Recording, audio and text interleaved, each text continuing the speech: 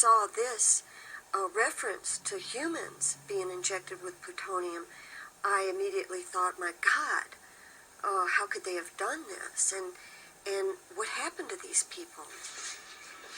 So I went back to the paper, and that following Monday I came in and I told the city editor, I said, hey, I found a great story. And I said, 18 people were injected with plutonium during the Manhattan Project. And he said, well, that's a great story, but that's not what we hired you to look into. Engineering poses serious risks for the environment as well.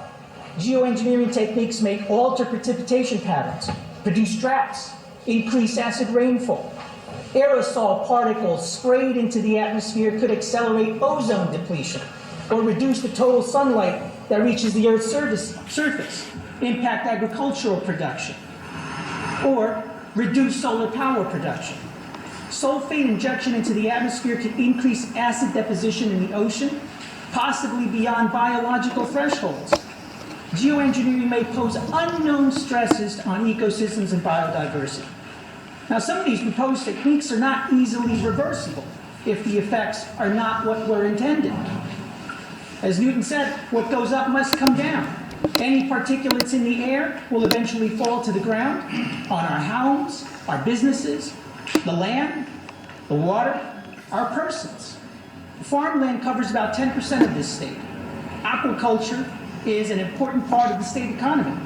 We are not aware of anyone that has considered, much less studied, the impact of geoengineering on the ocean state's oyster harvest, for example. The economic impact of geoengineering experiments gone awry is completely unknown. The consequences of deliberately manipulating the climate and the environment are not completely understood. More research and experimentation is underway, and absent legislation or some form of public oversight to monitor and control experimentation, private actors may be free to engage in reckless behavior in the name of science or financial gain. And I'll give you an example. In 2012, an American citizen conducted a geoengineering experiment in ocean fertilization off the west coast of Canada by dumping 100 tons of iron sulfate into the Pacific Ocean in an effort to trigger a plankton boom and promote salmon restoration. Now, state laws should prohibit this type of activity without authorization, but current law